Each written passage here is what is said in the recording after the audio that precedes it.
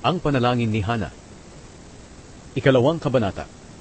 At nanalangin si Hana. Nagagalak ako sa Panginoon dahil sa kanyang ginawa, hindi na ako mahihiya. Tinatawanan ko ngayon ang aking mga kaaway. Nagagalak ako sa pagliligtas niya sa akin. Walang ibang banal maliban sa Panginoon. Wala siyang katulad. Walang bato na kanlungan tulad ng ating Diyos. Walang sino mang makapagyayabang dahil alam ng Panginoong Diyos ang lahat ng bagay at hinahatulan niya ang mga gawa ng tao. Nililipol niya ang mga makapangyarihan, ngunit pinalalakas niya ang mahihina. Ang mayayaman noon, ngayon ay nagtatrabaho para lang may makain. Ngunit ang mahihirap noon ay sagana na ngayon. Ang dating baog ay marami ng anak, ngunit ang may maraming anak ay nawalan ng mga ito. May kapangyarihan ng Panginoon na patayin o buhayin ng tao. May kapangyarihan siyang ilagay sila sa lugar ng mga patay o kunin sila roon. Ang Panginoon ang nagpapadukha at nagpapayaman.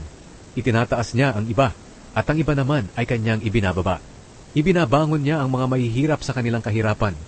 Pinapaupo niya sila kasama ng mga maharlika at pinararangalan.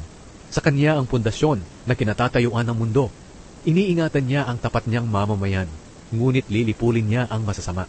Walang sino mang magtatagumpay sa pamamagitan ng sarili niyang kalakasan. Dudurugin niya ang kanyang mga kaaway. Padadagundungin niya ang langit laban sa kanila. Ang Panginoon ang hahatol sa buong mundo. Dahil sa kanya magiging makapangyarihan at laging magtatagumpay ang haring kanyang hinirang. Pagkatapos, umuwi si Elkana at ang sambahayan niya sa Rama. Pero iniwan nila si Samuel para maglingkod sa Panginoon sa ilalim ng pangangalaga ni Eli na pari. Ang kasalanan ng dalawang anak ni Eli. Masasamang tao ang dalawang anak ni Eli. Hindi sila sumusunod sa Diyos dahil hindi nila sinusunod ang mga tuntunin tungkol sa bahaging matatanggap ng mga pari galing sa handog ng mga tao. Ito ang kanilang ginagawa kapag may naghahandog. Habang pinapakuluan ang mga karneng hihahandog, pinapapunta nila roon ang alipin nila na may dalang malaking tinidor na may 3 tulis. Pagkatapos tinutusok ng alipin ang mga karne sa loob ng kaldero o palayok. Ang matusok ng tinidor ay ang bahaging mapupunta sa mga pari. Ganito ang kanilang ginagawa tuwing maghahandog ang mga Israelita sa Shilo. At bago pa masunog ang taba ng karne, pumupunta na ang alipin at sinasabi sa naghahandog, "Bigyan mo ang pari ng karneng maiihaw." Hindi siya tumatanggap ng pinakuluan. Hilaw ang gusto niya. Kapag sinabi ng naghahandog na hintayin munang maihandog ang taba ng karne bago siya kumuha ng gusto niya, sasagot ang alipin, "Hindi maaari. Kailangan ngayon mo ibigay dahil kung hindi, aagawin ko iyan sa iyo." Malaking kasalanan sa paningin ng Panginoon ang ginagawa ng mga anak ni Eli dahil hindi nila iginagalang ang handog para sa Panginoon. Samantala, patuloy na naglilingkod sa Panginoon ang batang si Samuel. Suot-suot niya ang espesyal na damit na gawa sa telang linen. Taon-taon ginagawa ni Hana ng balabal si Samuel at dinadala niya ito kay Samuel sa tuwing maghahandog sila ng asawa niya ng taunang handog. Doon binabasbasan ni Eli si Elkana at ang kanyang asawa. Sinasabi niya kay Elkana, "Sana'y bigyan ka ng Panginoon ng mga anak sa babaeng ito, kapalit ng kanyang hiningi at inihandog sa Panginoon." Pagkatapos, umuwi na sila. Kinahabagan ng Panginoon si Hana. Nagkaanak pa siya ng 3 lalaki at 2 babae, habang si Samuel ay patuloy na lumalaking naglilingkod sa Panginoon. Si Eli at ang mga anak niya. Matandang-matanda na si Eli. Nabalitaan niya ang lahat ng kasamaang ginagawa ng kanyang mga anak sa mga Israelita.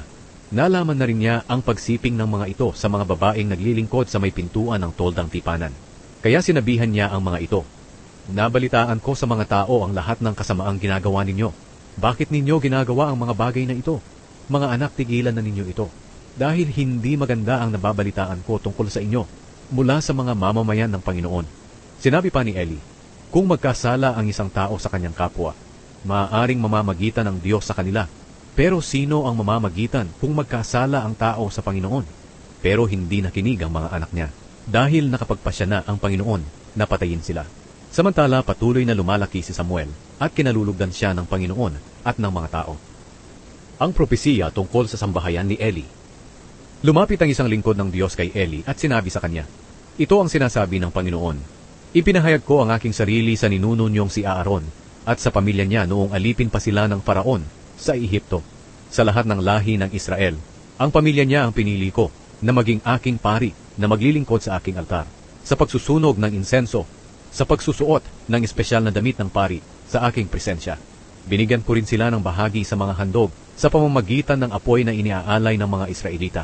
Bakit pinag-iinteresan pa ninyo ang mga handog na para sa akin? Bakit mas iginagalang mo pa, Eli, ang mga anak mo kaysa sa akin? Hinahayaan mong patabain nila ang kanilang mga sarili ng mga pinakamagandang bahagi ng handog ng mga mamamayan kong Israelita.